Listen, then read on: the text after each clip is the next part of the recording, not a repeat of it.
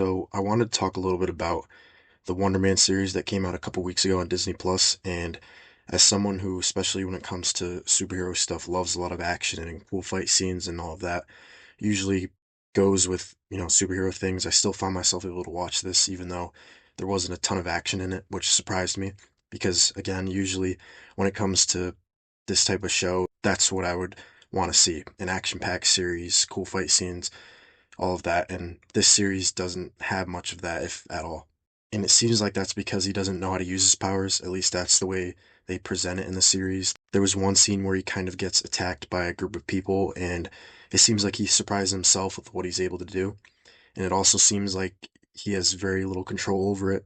So even though he's had these powers for, I mean, I would say at least since he was a kid, that's probably part of the reason why he doesn't use them as much in the show. But even for that, I may have expected them to kind of show him practicing using his powers. So when the time comes, he would know how to use them and use them well. But you don't really see that until the very end of the season. So there are a few things where it shows his powers, but the story more so focuses on him trying to suppress and hide his powers, which added an interesting element to the show. And I was able to watch all 8 episodes at once. They're around 30 minutes. So it wasn't something that I felt I needed to force myself to sit through. I was actually interested in where the characters were going to go, and I found myself invested in the characters and what each next episode would bring. However, I didn't like episode 4, and I'm sure I've actually seen people online saying they liked episode 4, but I'm one of the people that didn't. I feel like the kind of story that was told in episode 4 could have been told in like 5 minutes, like a very quick 5 minute flashback. I really don't think it needed the whole episode, and that was really the only episode where I found myself checking how much time was left in it.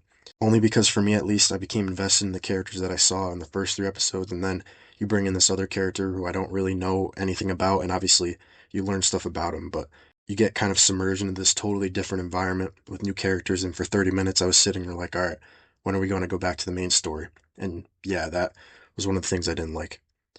And again, I kind of what I talked about earlier with what I expect from superhero stuff.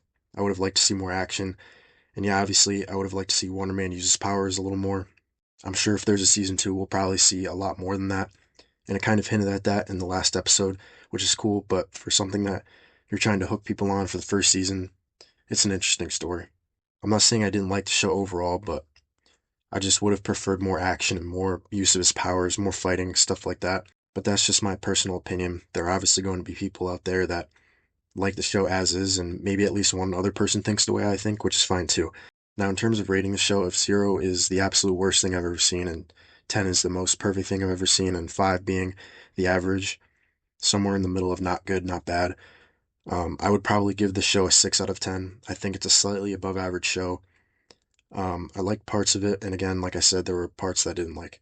And that's overall for the show. If I was going to rate it based on it being a superhero type show, I'd probably rate it lower in terms of what I expect from that type of show. And honestly, the show kind of proves that you don't need a ton of action and fighting and all that to make a somewhat interesting superhero story. So it's really weird and different because he is Wonder Man, hoping to play Wonder Man in the show, which is really weird and it's an interesting concept. And yeah, tying in the fact that he's trying to hide who he is while the DODC is also trying to track him using what becomes a really close friend, and then the betrayal and how Trevor saves Simon at the end.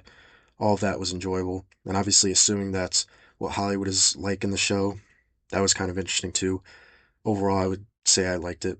Another thing I wanted to add really quick was that I thought the acting was good, and I think that's huge, especially for a show that doesn't lean into a lot of action. And yeah, that's a big reason why I would rate the show as I rated it, in my opinion. And then there's one more thing. Obviously, this is part of the MCU, so there's always the question of how Wonder Man fits into the continuity of the MCU. And honestly, right now, there's not a ton of continuity, so it's hard to speculate on that. Obviously, Trevor Slattery's in other stuff, and we'll see if Simon Williams is in other stuff. But I would say right now, it's hard to tell where this fits into the overall timeline. And, I'm sure someone with Wonder Man's powers would be a help if some threat came to Earth or this particular universe as well. But anyways, let me know what you think if you're seeing this. And yeah, we'll see if Wonder Man shows up in something else.